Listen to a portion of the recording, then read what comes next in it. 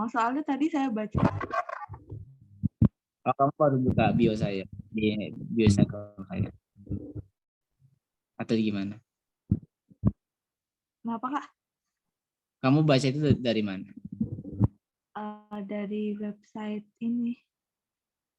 Kemendikbudnya. Oh, tahun berapa? Soalnya kalau tahun terbaru nggak ada. Oh, ini 2021 sih, Kak. Itu ada, tapi buat S2 sama S3. Kalau S1 nggak ada. Karena S2 sama S3 harus ada penelitian. Coba kamu Iya. lagi ya. Uh, Kalau S1 nggak ada.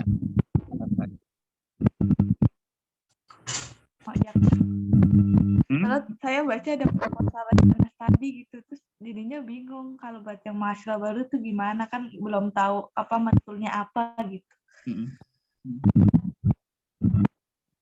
Ya, terima kasih, Kak. Oke. Oke, teman-teman, mungkin kalau misalkan hari ini belum ada pertanyaan, belum ada ya. Oh ada. Dari Kak Alda, pendaftaran siswa unggulan biasanya buka kapan, Kak? Biasanya tuh dibukanya tuh sekitar bulan Juni sama bulan Juli. Sekarang sebenarnya lagi buka kalau tahun-tahun sebelumnya. Tapi nggak tahu, belum dibuka.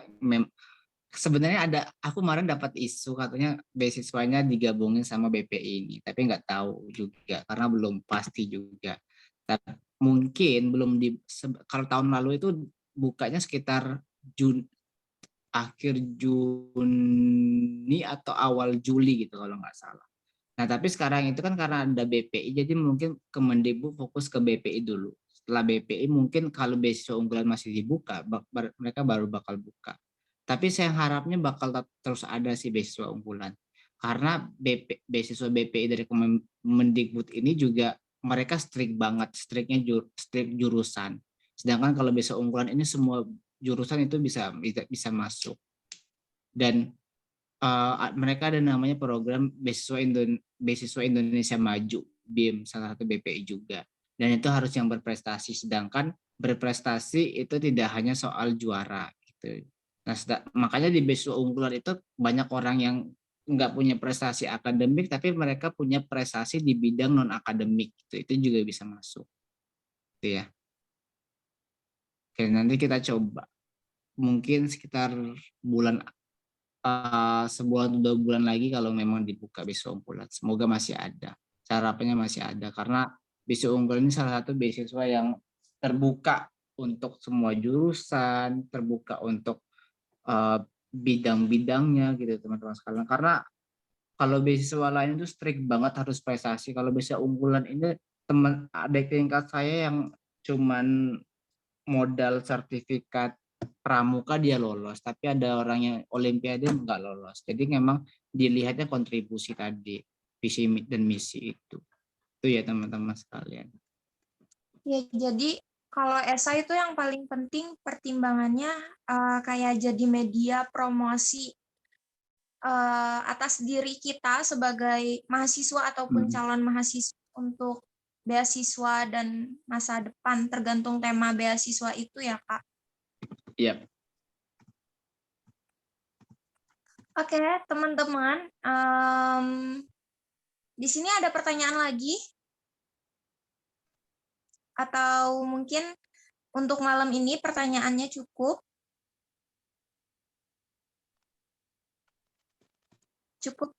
Cukup dulu ya, teman-teman. Oke, kalau misalkan malam ini cukup, tapi sewaktu-waktu nanti teman-teman ada pertanyaan, itu bisa ikutin Instagramnya Kak Aris. Linknya itu udah aku share di ini di chat. Kalau misalkan nanti di grup aku juga bakal ngirimin link yang lengkap untuk Linktree. Ya, isinya itu ada blognya Kak Aris tentang esai beasiswa unggulan, terus informasi tentang cara menulis esai dan lain-lain itu juga ada di YouTube dan blognya. Oke, teman-teman, sebelum penutupan, aku mau minta tolong ke teman-teman semua boleh dong minta tolong masukkan saran dan pesan untuk Rumah Piu dan kelas beasiswa kita yang akan datang. Kelas beasiswa selanjutnya nih teman-teman, untuk perbaikan kelas kita. Ada masukan atau saran teman-teman? Boleh dong masukan dan saran. Mungkin dari Kak Revi dulu, ada masukan Kak untuk kelas selanjutnya? Kalau aku Pesan. cukup udah puas sih Kak. Karena juga kemarin aku sempat nggak bisa ikut yang CV gitu karena sempat nggak bisa ikut, terus baru bisa ikut yang ini. Jadi tapi menurut aku ini maksudnya udah bermanfaat banget buat aku gitu, yang sebagai scholarship hunter yang masih banyak pertanyaan, apalagi kan esai jadi hal yang paling utama gitu. Oke, siap. Terima kasih Kak. Masukan atau saran yang bisa membangun kapasitas atau pesan-pesan mungkin dari Kak Nabila. Kak, ada pesan dan kesan? Maaf ya, aku tadi kayak di sini sinyalnya kurang bagus.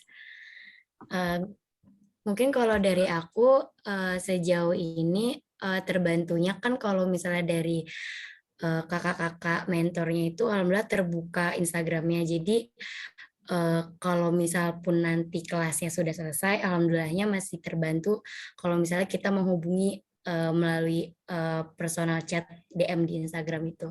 Kalau aku sih kayak gitu ya Kak. Kalau untuk saran ataupun kritik nggak ada sih, karena menurut aku sejauh ini kelas beasiswa di Rumah Piu ini udah murah, terus fasilitasnya alhamdulillah lengkap gitu. Jadi terbantu banget kalau misalnya yang minim dana gitu loh.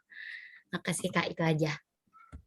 Oke, terima kasih Kak Nabila. Kalau misalkan teman-teman ada saran, masukan, ataupun pesan dan kesan, boleh dan kendala sinyal juga boleh ditulis di chat ya teman-teman. Biar misal nanti ke depannya, kita kan masih ada kelas nih 2 kali lagi. Jadi ke depannya kita bisa perbaikan gitu ya teman-teman. Jadi semoga dari kelas ini teman-teman bisa berproses dan belajar bersama. Boleh dong Kak Aris mungkin kasih kita dari pengalaman Kak Aris itu semangatnya gimana sih Kak untuk perjuangan beasiswa yang Kakak jalanin gitu. Oke, teman-teman sekalian, sebelumnya aku berterima kasih buat teman-teman yang udah stay sampai jam 10 malam ini gitu ya teman-teman. Dari 53 orang sekarang 53 tadi kalau nggak salah, sekarang ada 28 orang. Oke, teman-teman sekalian, jatuh bangun untuk ngejar beasiswa itu punya cerita yang berbeda-beda setiap orang gitu ya. Jadi ada orang yang mungkin jalannya lancar, tapi kita nggak bisa ngeliat jalannya lancar aja. Tapi ternyata mereka punya masa lalu yang mungkin mereka udah persiapan dari kecil ataupun dari SMP SMA. Contoh kayak prestasi, kemampuan berbahasa dan lain sebagainya. Jadi mungkin kita ngerasa kayak kita terlambat gitu ya. Jangan kepikiran seperti itu. Jadi ada kata-kata yang menarik yang sampai sekarang masih saya pegang. Jangan pernah membandingkan diri kamu yang baru memulai dengan orang lain yang udah di garis finish gitu ya. Jadi jalan kita berbeda, start kita berbeda gitu teman-teman sekalian. Nah, cukup jadikan orang yang udah di finish ini adalah sebagai motivasi gitu ya.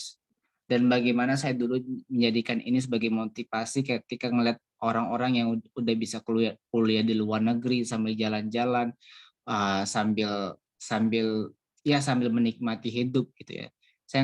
Ketika saya pengen mencoba hal tersebut, ternyata jalannya lumayan berliku ya gitu, lumayan berlubang ya gitu. Ya, itu teman-teman sekalian, kalau nyari beasiswa pasti nggak gampang karena ini adalah kompetisi. Saya bisa mengatakan kalau nyari beasiswa itu kompetisi karena tadi yang daftar 1000, yang diambil cuma 100 gitu ya. Ada 900 orang yang kita bakal lalui gitu ya teman-teman sekalian. Nah, dan satu hal lagi yang teman-teman harus ketahui kalau untuk daftar beasiswa adalah mereka mencari kandidat terbaik. Nah, makanya oleh sebab itu teman-teman harus dari sekarang untuk memperbaiki diri teman-teman sekalian apa yang kalian kurangin kalau untuk daftar beasiswa gitu, teman-teman sekalian.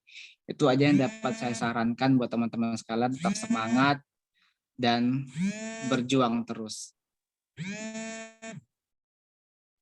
Oke, terima kasih banyak Kak Aris untuk sharing-sharingnya malam ini. Ada banyak yang bisa kita dapetin dari sharing-sharingnya Kak Aris malam ini, dari tentang pengalamannya dan lain-lain. Untuk teman-teman semua juga terima kasih untuk yang udah join, udah berpartisipasi sampai akhir. Semoga perjuangan teman-teman dari mulai kelas ini akan membawakan hasil manis di kemudian hari. Entah itu apapun manfaatnya, semoga bermanfaat untuk teman-teman semua. Sebelumnya makasih banyak ya Kak Aris dan teman-teman semua. Mohon maaf atas kekurangannya. Kurang lebih sekian. Wassalamualaikum warahmatullahi wabarakatuh. Oke, semangat terus ya teman-teman untuk kelas selanjutnya. Sampai jumpa di kelas selanjutnya. Aku tutup ya.